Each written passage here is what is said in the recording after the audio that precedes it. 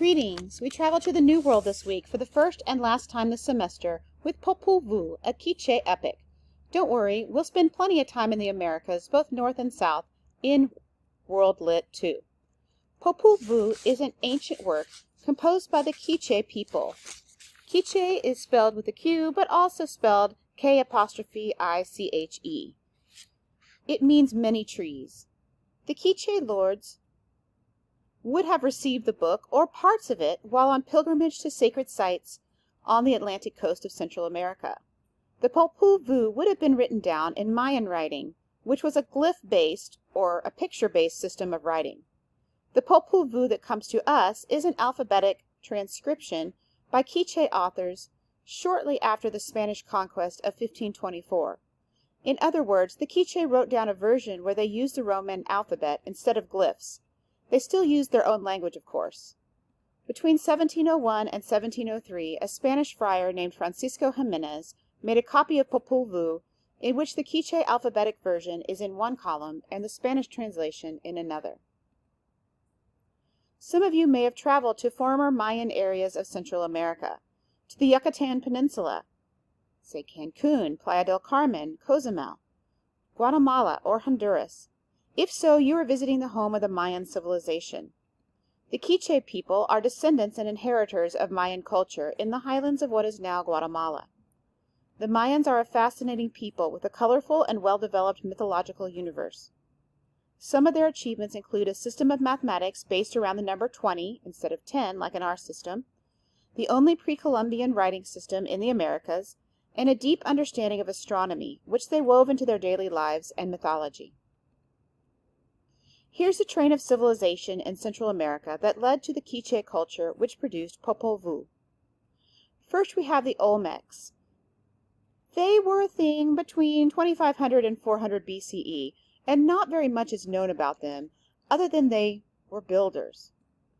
After the Olmecs we have the Isapan, again about which not much is known, flourishing between 850 and 100 BCE. Next, we have the Mayan civilization proper in its empire form between CE 250 and 900. Finally, we have the Quiche, who took over from the Mayans in their region of Guatemala from 900 to 1524. Obviously, there are still Quiche people there today, but 1524 is when the Spanish conquerors came to the area. The Mayan civilization proper is responsible for many achievements, which I sketched out in the earlier slide, and certainly deserved a more intense study to do it justice.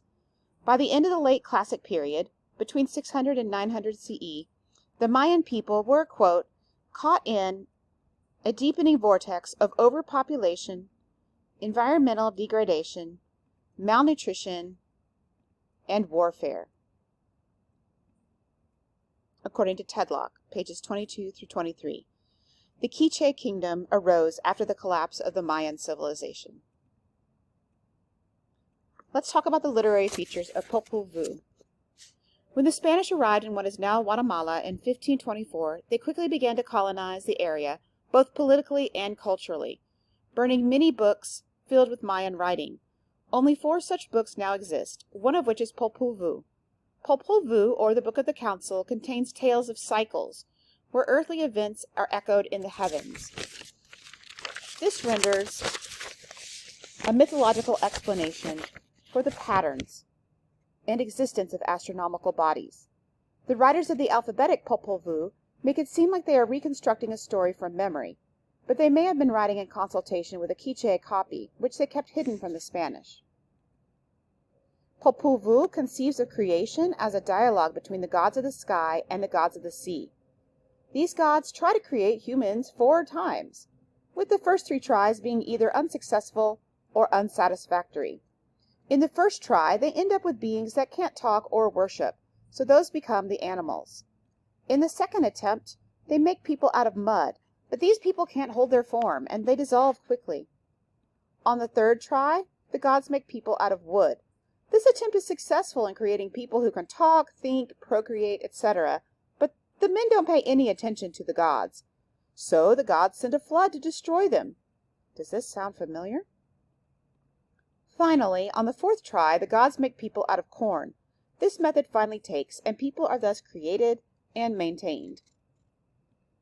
In between tries 3 and 4, we have, in the words of Dennis Tedlock, 2 generations of heroic deities whose triumphs make the sky earth a safer place for human habitation. These include 1 Huanapuá and 7 Huanapuá, his brother, and then the twins Little Huanapuá and Xibelanque. Please excuse any mispronunciations. I did look up how to do this, but I'm working with limited capabilities here. Here is their family tree. In the grandmother and grandfather position, and we also see these characters in our selection for this week, we have Xipiacac, the grandfather god, and Ishmacane, the grandmother goddess. They give birth to the twins 1 Huanapuá and 7 Huanapuá. The spit of 1 Huanapuá impregnates Blood Moon, a daughter of a lord of Xibalba, and she becomes pregnant and gives birth to twins also, Little Huanapuá, also just called Huanapuá, and then Xibelanque. So this is their family tree. In Popol Vuh, there are cycles of location too. The face of the earth, but also the underworld, or Xibalba, also known as the place of fear. These tales are told not chronologically, but geographically. So the incident with the hero twins and the 7 macaw actually occurs in the midst of their ongoing antics in Xibalba, but the stories are separated into different sections. Keep this in mind as you read. The elements of plot in Popol Vuh are also represented in the sky. In the TED Ed video, you will learn about the importance of Venus to the Mayan civilization and its successors, but the events that occur in Popol Vuh simultaneously occur in the heavens as well. For instance, with Little Huanapuá and Xibelanque travel to Xibalba, they travel along the Black Road, or the Great Rift in the Milky Way, pictured here. Afterwards, they become the sun and the moon, or more specifically, the sun and the full moon. The twins' mother, Blood Moon, is the moon in other phases. 7 Macaw and his wife become the Big and Little Dippers when they die, so even the villains of Popol Vuh find a place in the heavens. Although the stories contained in Popol Vuh are ancient, the alphabetic version was influenced by its atmosphere of production, early Spanish colonization. The opening segment of the book mentions Christianity, noting, quote, "We shall write about this now and amid the preaching of God in Christendom." But the Quiche would make a distinction between the ancient word of Quiche lore and the preaching of God, meaning the preaching of Christianity. Even today, the Quiche are Roman Catholic in name, but, quote, "indigenous beliefs are widely practiced.